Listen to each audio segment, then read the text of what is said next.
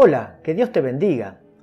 Gracias a la tecnología, un evento puede ser observado en directo por millones de personas en el mundo entero, como por ejemplo la final de un mundial de fútbol, el desarrollo de los Juegos Olímpicos o el lanzamiento de una nave espacial.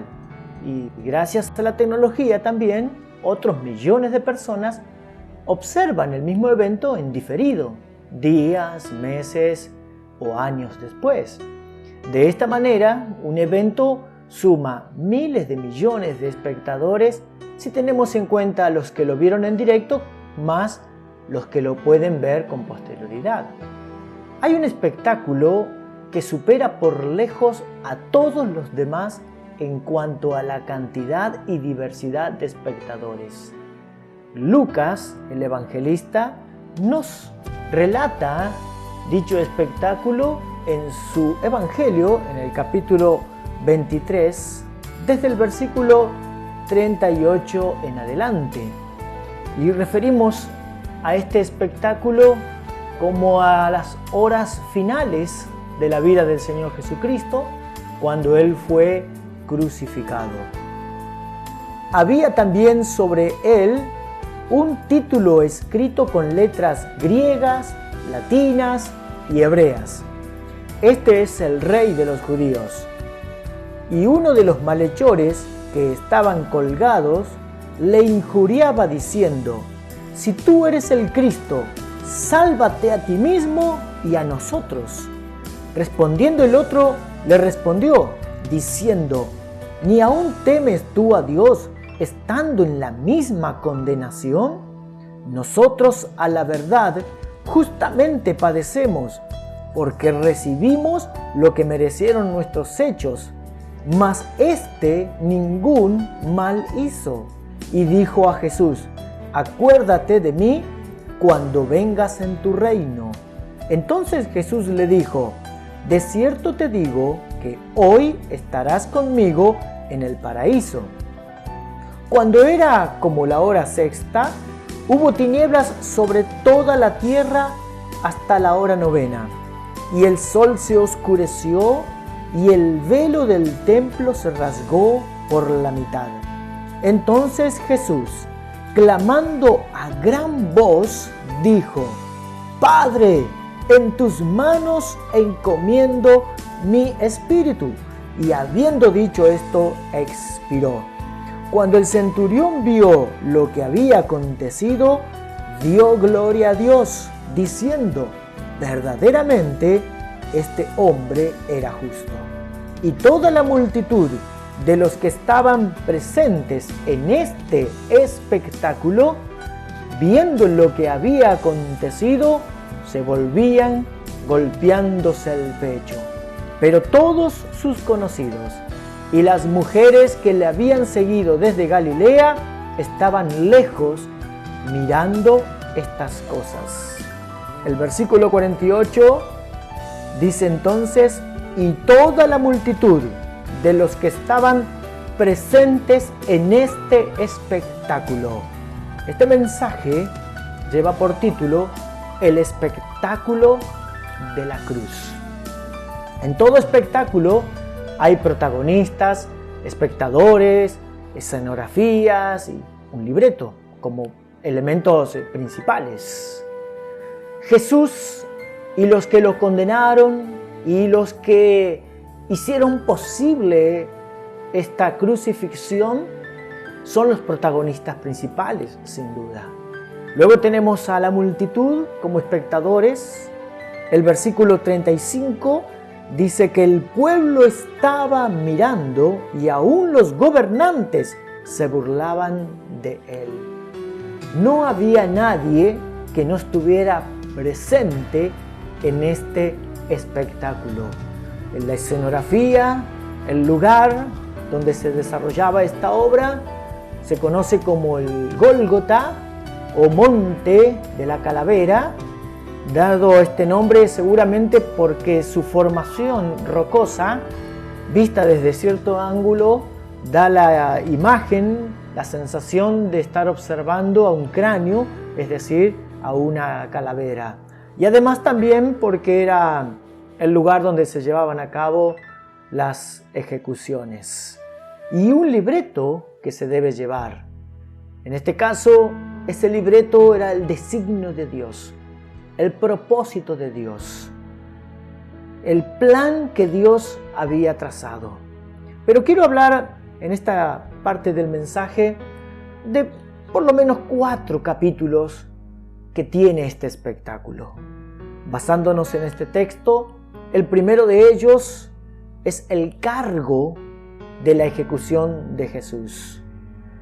Dice el texto que habían colocado sobre él un cartel, un letrero que decía: "Este es el Rey de los Judíos".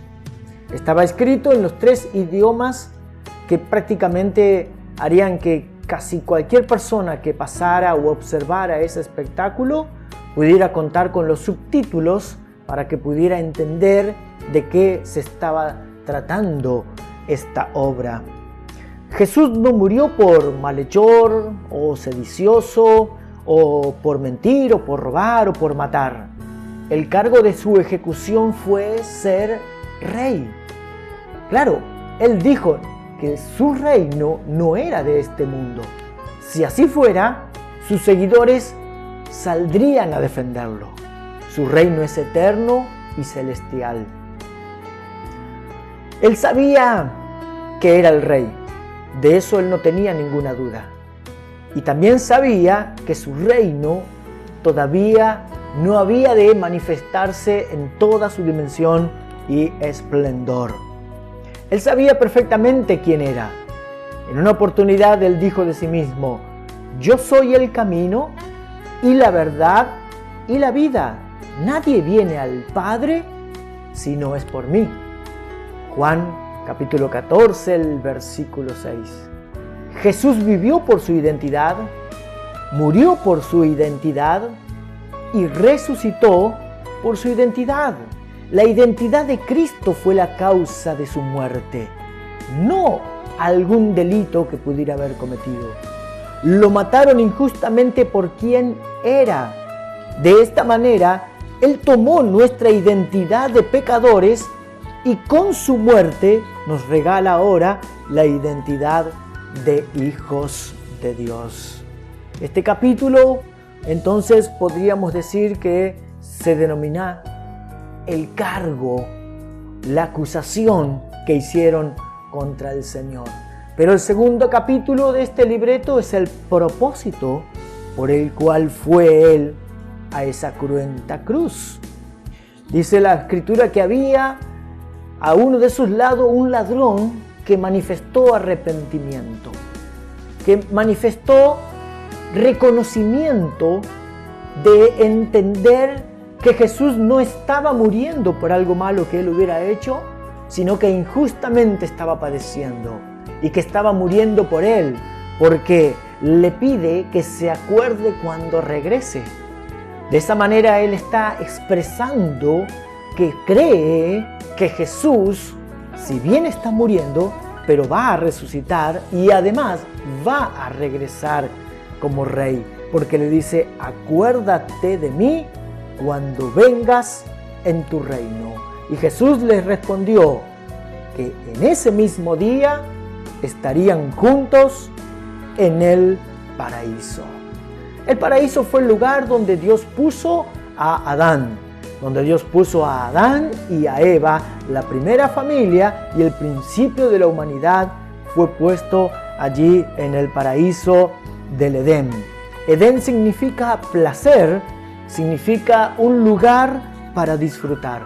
Dios puso al hombre en un lugar para disfrutar de sí mismo, de otros, de todo lo creado y también y por sobre todo del Creador.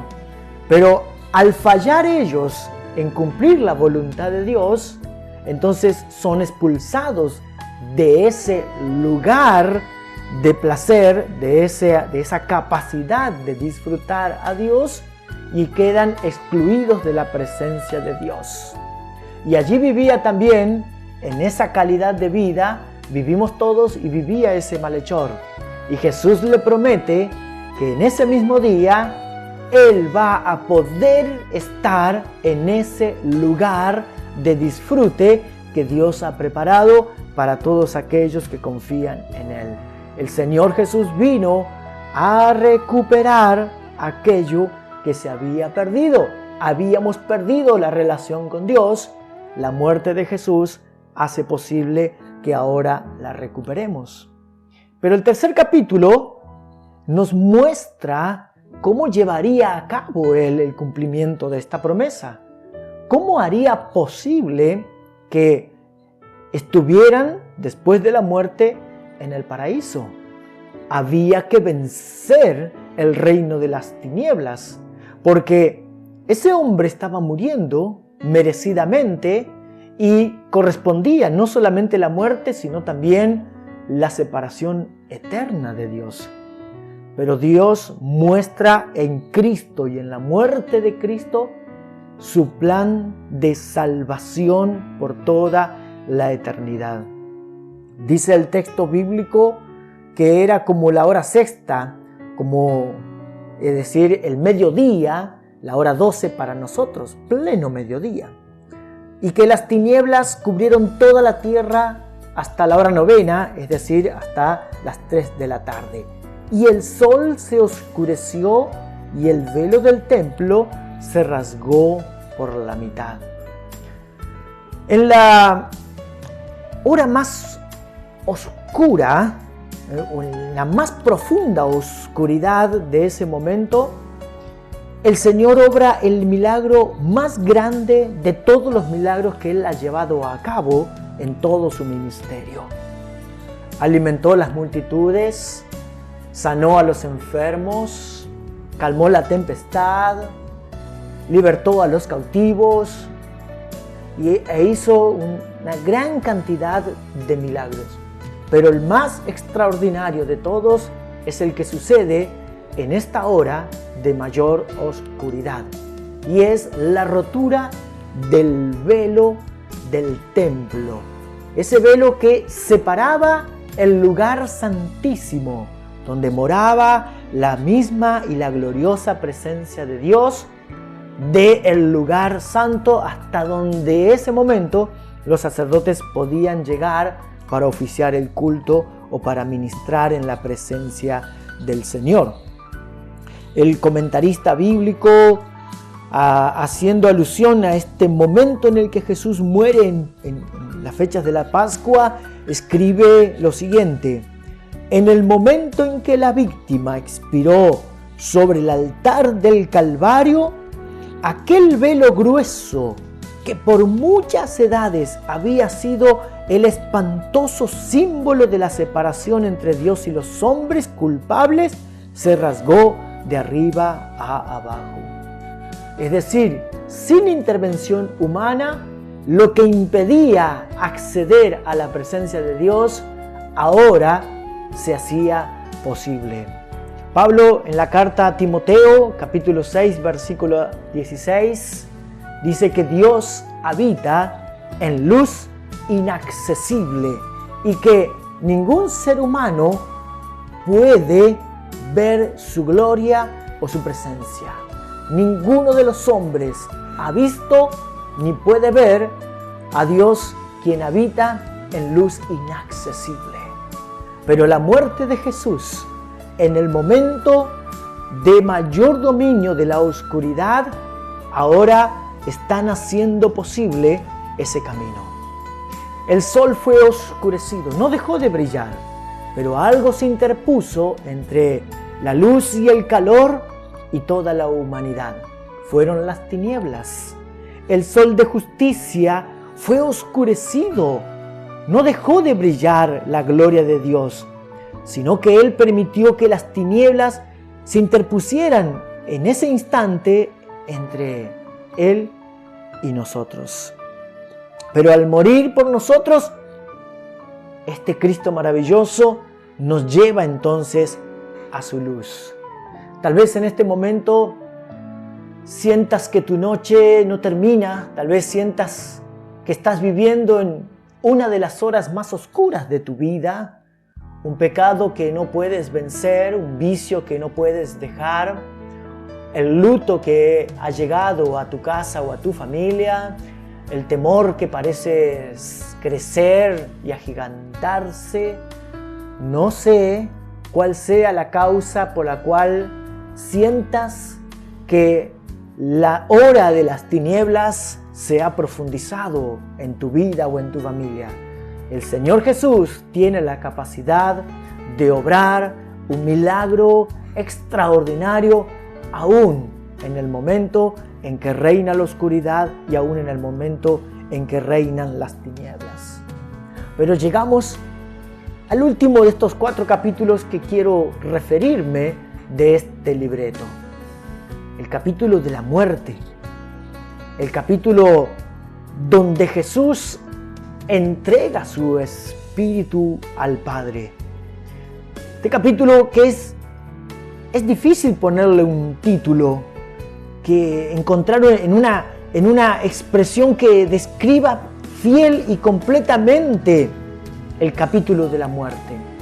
Porque allí había, en algunos pocos, había celebración, había festejo, había burlas, pero en la mayoría había consternación, había espanto, había dolor, tristeza, había muchísimas preguntas y ni tan solo una sola respuesta.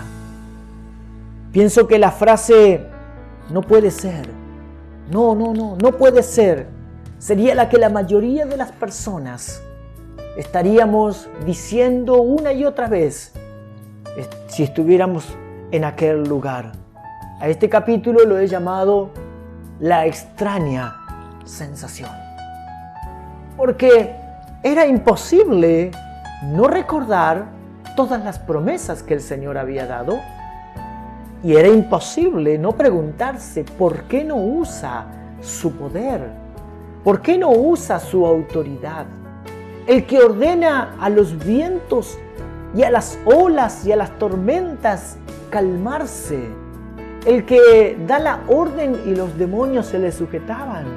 El que abría los ojos de los ciegos, el que hacía a los sordos oír, al paralítico caminar, el que hacía milagros maravillosos. En este momento estaba llegando al fin de su vida. Y para todos los mortales, la muerte es sinónimo del fin. Pero esta obra y este espectáculo lejos estaban de terminar. Este espectáculo todavía tenía mucho más para mostrarnos y para enseñarnos. Hay películas que requieren anteojos especiales para poder observar en detalle todo aquello que el director nos quiere mostrar. Son las películas en 3D.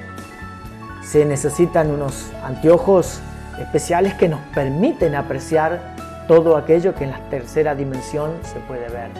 De manera similar, la crucifixión de Jesús se llevó a cabo en 3 dimensiones. Y solo si tienes los anteojos 3D que la misericordia de Dios te puede dar, podrás apreciar todos los detalles de esta obra. La primera dimensión de la crucifixión de Jesús fue la dimensión física. Jesús fue crucificado en un lugar físico y en determinadas condiciones físicas. La segunda dimensión es la dimensión espiritual. ¿Qué sucedía en el mundo espiritual mientras Jesús estaba siendo crucificado? Y la tercera dimensión es la dimensión temporal. Todos están observando este violento espectáculo. Los seres humanos y los seres espirituales. El mundo, el cielo y el infierno. Todos contemplando la muerte de Cristo. En la dimensión física, el escenario está dispuesto, la obra se desarrolla, pero en esta no hay actuación, no hay simulación, no hay dobles de riesgo que se expongan al peligro para resguardar al actor principal. Todo es absolutamente real. Los azotes son reales. Los romanos utilizan el flagrum, un elemento de tortura similar a un látigo de muchas cuerdas que sujetan trozos de metal y astillas de hueso. Se utiliza con la intención de castigar físicamente, causando lesiones y el mayor dolor posible al golpear violentamente con él a alguien. No es actuación. Los azotes que el Señor Jesús recibe son reales. La corona de espinas es colocada en su cabeza y no creo que haya sido con delicadeza su colocación. No es actuación. Las espinas son reales y lo es aún más su dolor cuando cada una de esas espinas clavan en su cabeza. Es clavado en una cruz y no hay actuación. Los clavos de hierro atraviesan brutalmente sus manos y sus pies. Los clavos son reales y la intensidad del sufrimiento del Hijo de Dios también es real. En la dimensión física, Jesús sufre en carne propia tu dolor, tu miseria y el castigo que por tus pecados te corresponde padecer. Jesús padece en la cruz del Calvario y termina muriendo desde el punto de vista físico. En la dimensión espiritual, todos contemplan el espectáculo. El anfiteatro donde esto sucede tiene la capacidad suficiente para que todos puedan observar este espectáculo universal. En la dimensión física, el único público es el del sector de seres humanos, donde nosotros percibimos y observamos desde el punto de vista físico la crucifixión de Jesús. Pero hay dos sectores más, a modos de tribunas. Hay dos sectores totalmente opuestos uno del otro. Hay un sector que es el sector del cielo y hay otro sector que es el sector del infierno. Los seres humanos, el cielo, el infierno, todo el anfiteatro está observando la crucifixión del Hijo de Dios. En el sector del cielo, ¿sí?, están todos los seres de categoría angelical que sirven al Señor. La primera carta de Pedro, en el capítulo 1, en el versículo 12, dice, hablando de los profetas, a estos se les reveló que no para sí mismos, sino para nosotros, administraban las cosas que ahora os son anunciadas por los que os han predicado el Evangelio por el Espíritu Santo enviado del cielo, cosas en las cuales anhelan mirar los ángeles. Los ángeles no saben todas las cosas, por eso ellos anhelan ver cómo Dios va cumpliendo a lo largo de la historia su hermoso y maravilloso plan de salvar a los que crean en Él. En ese sector también está allí el Padre. El Padre está observando. Pero en ese momento Jesús siente que el Padre no puede mantener su comunión con Él porque está lleno de nuestros pecados. Y es real, no es actuación. Y es como si Jesús viera al Padre levantarse de su butaca e irse del lugar. Y entonces, con angustia y con dolor, clama y se pregunta, Padre, ¿por qué me has desamparado? Y en ese momento, el sector del infierno celebra. Celebra porque piensa que ya está llegando a su fin la posibilidad de que aquel que se llamaba Hijo de Dios pudiera salvar a la humanidad perdida y que su reino de oscuridad podría establecerse para siempre. el diablo deseaba matar a Jesús. Él estaba muy interesado en la muerte del Señor Jesucristo. Juan 8:44 dice que Él es homicida desde el principio y que su designio siempre es el de llevar a cabo la muerte. Él vino para robar, vino para matar, Él vino para destruir. El diablo pensó que la muerte de Cristo era el último capítulo, pero no sabía que ese era el principio de su fin. La carta de Pablo a los Colosenses dice en el versículo 14 y 15 del capítulo 2: anulando el acta de los decretos que había contra nosotros, que nos era contraria, quitándola de en medio y clavándola en la cruz, y despojando a los principados y a las potestades, los exhibió públicamente, triunfando sobre ellos en la cruz. En ese momento, frente a la cruz de Jesús, aparecen una gran cantidad de documentos. Aparecen como si fueran ficheros, y ficheros tras ficheros tras ficheros, conteniendo todos los legajos de cada uno de nosotros y todos los pecados y todas las faltas y todas nuestras rebeliones a la voluntad y a la palabra y a la autoridad de Dios. Y todos esos documentos le daban al diablo la posibilidad de reclamar legalmente nuestra condenación por toda la eternidad.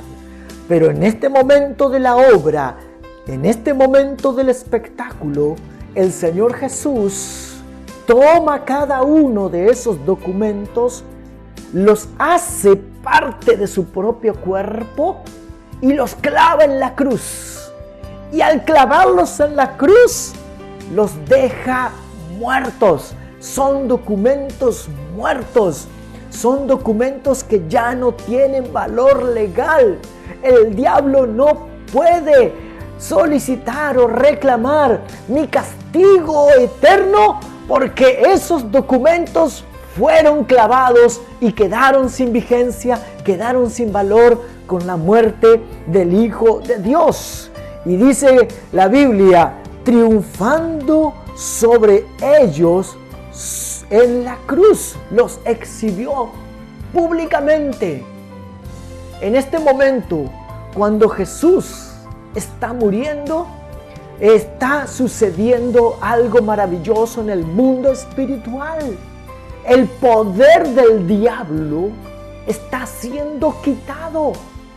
Lo que el diablo le daba la atribución de reclamar que mi alma se fuera al infierno, eran esos documentos. Y Jesús le despoja de ese poder. Y ahora entonces queda expuesto públicamente como el que es el derrotado. Pablo está utilizando la ilustración de la entrada triunfante que los reyes y sus ejércitos ganadores hacían cuando volvían de una campaña, y traían y daban vueltas en las plazas y mostraban a sus enemigos derrotados en una vestidura humillada, con sus vestidos sin ser ajustados como de guerreros, y eran avergonzados. Y aquí está lo maravilloso. El Señor Jesús derrota al diablo en su propio escenario, en el escenario de la humillación, en el escenario de la violencia, en el escenario del dolor, en el escenario de la soledad, de la miseria y del pecado. Jesús, con su muerte, derrota a aquel que tenía el imperio de la muerte, dice Hebreos. Esto es, al diablo. Y mientras el sector del infierno festejaba, todavía no se había dado cuenta del alcance eterno que tenía la muerte del Hijo de Dios. En ese espectáculo, Jesús triunfó sobre el diablo y ganó nuestra victoria. ¿Dónde sucedió la muerte del Señor Jesús? Físicamente, sabemos, fue a las afueras de Jerusalén. Pero espiritualmente, ¿sabes a dónde murió el Señor Jesús? ¿Sabes dónde fue crucificado? Apocalipsis capítulo 11, el versículo 8, dice así: y sus cadáveres estarán en la plaza de la grande ciudad, que en sentido espiritual se llama Sodoma y Egipto, donde también nuestro Señor fue crucificado. Por eso te estoy diciendo que la muerte de Jesús tuvo una dimensión física. Fue crucificado en el monte del Gólgota, a las afueras de Jerusalén, pero también tuvo una dimensión espiritual. La muerte de Jesús se lleva a cabo en Sodoma y en Egipto. Sodoma representa lo más perverso del pecado y de la conducta humana a la que se puede llegar. Fue la ciudad que rebasó la paciencia de Dios. Fue la ciudad, Sodoma y Gomorra, que Dios castigó por llegar a niveles de pecado que nunca antes se había llegado casi. Y Egipto representa la opresión espiritual, la esclavitud al pecado. Egipto representa esa voluntad que quería ir a adorar a Dios, pero que no podía, porque alguien no se lo permitía, y ese era el faraón. Físicamente Jesús fue crucificado en Jerusalén. Espiritualmente Jesús fue crucificado en la ciudad del pecado, en la ciudad de la rebelión, en la ciudad del dolor. Físicamente fue crucificado en una cruz de madera. Espiritualmente fue crucificado en un escenario de absoluto pecado, opresión y toda miseria humana. Por eso el Señor Jesús vence al diablo en su propio terreno, porque al que no conoció pecado, dice la Biblia, por nosotros Dios lo hizo pecado para que Él pudiera darnos el regalo de la vida eterna. Por eso, no sé dónde vives. Tal vez estás escuchando este mensaje de aquí mismo, la ciudad de Rawson, o tal vez de otra parte de la Argentina, u otra parte fuera del país. No sé dónde vives físicamente, pero si no conoces a Jesús, tu lugar de vida espiritual se llama Sodoma y se llama Egipto. Y Dios quiere salvarte y librarte y sacarte de esa vida espiritual donde te gobierna el pecado y donde te gobierna la esclavitud. Para eso vino Jesús, a morir en la cruz del Calvario, para darnos vida y vida en abundancia. Pero la tercera dimensión de la crucifixión de Jesús es la dimensión temporal, aquella que está relacionada con el tiempo y su impacto en el tiempo. En la dimensión temporal, este espectáculo se llevó a cabo hace más de 2000 años, pero fue concebido desde antes de la fundación del mundo para ser visto a lo largo de la historia de la humanidad. La crucifixión de Jesús es el tema central de la Biblia. Los escritos que fueron divinamente inspirados contemplan cientos de años entre todos sus libros, y todos ellos refieren a la misma obra, a la crucifixión de Jesús. En los versículos 48 y 49 volvemos a leer: y toda la multitud de los que estaban presentes en este espectáculo, viendo lo que había acontecido, se volvían golpeándose el pecho. Pero todos sus conocidos y las mujeres que le habían seguido desde Galilea estaban lejos mirando estas cosas. los que miran de cerca y los que miran de lejos. Los que miran de cerca representan a las generaciones presentes en el momento en que Cristo fue crucificado. Y los que miran de lejos somos nosotros, que podemos asistir a presenciar el mismo espectáculo lejos en el tiempo, lejos en el lugar.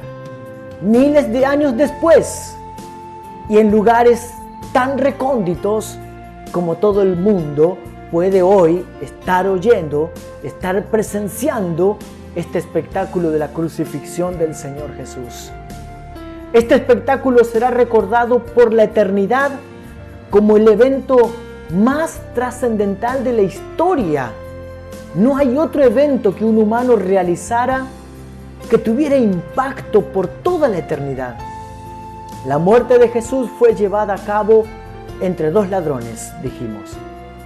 La cruz de Cristo divide a la humanidad en creyentes de su sacrificio y burladores de su obra. Hace algunos años, Horacio Cabas, un conductor de televisión, preguntaba, creo que al final de su programa, ¿y vos, de qué lado estás? Hoy la cruz de Cristo te pregunta, ¿y vos, de qué lado estás? ¿Del lado de los que se burlan de lo que hizo Cristo? ¿O del lado de los que arrepentidos le piden perdón? De un lado están los que no aceptan el sacrificio de Jesús a su favor y son los que se van al castigo eterno. Del otro, los que reconocen que Jesús tomó su lugar para salvarlos, los que van al paraíso. No sos un simple espectador de este espectáculo, sos un protagonista, porque tanto vos como yo somos responsables de la muerte del Hijo de Dios. No te engañes, no sos un espectador de la crucifixión de Jesús que no está obligado a tomar una decisión. De hecho, si no tienes a Cristo en tu corazón, ya has tomado una decisión. Hasta hoy has tomado la decisión de no ser creyente en Cristo. Pero en esta noche tienes la oportunidad de cambiar tu decisión y de poder aceptar a Jesús como tu Señor y como tu Salvador personal. Acepta a Cristo hoy y estarás con Él en el paraíso mañana. Pero en tanto llegue ese día glorioso, en el que a través de la muerte llegues al cielo, comenzarás a disfrutar su amor y su amistad aquí en la tierra. Yo estoy del lado de los que arrepentidos le hemos pedido al Señor perdón por nuestros pecados y sabemos que un día estaremos con Él en el paraíso, pero que ya se nos ha devuelto la capacidad de poder disfrutar de una relación real y personal con el Señor. Este espectáculo es un espectáculo distinto a todos los demás. Hay películas que a mí me gustan mucho, las puedo mirar una y otra vez. Algunas de sus partes hasta sé de memoria lo que los actores van a decir. Y cada vez que la mire, veré exactamente lo mismo y percibiré y oiré exactamente lo mismo. Pero este espectáculo, cada vez que me acerco a la palabra de Dios para observarlo, me vuelve a enseñar, me vuelve a hablar y me vuelve a bendecir y a desafiar, a renovar mi compromiso de entregarle mi vida a Jesucristo, el Señor y el Salvador. Te aliento a que nunca dejes de presenciar el espectáculo más importante de toda la historia por toda la eternidad. La muerte de Cristo en la cruz del Calvario por nosotros los pecadores. Que el Señor te bendiga y que el Señor te guarde. En el nombre de Jesús. Amén.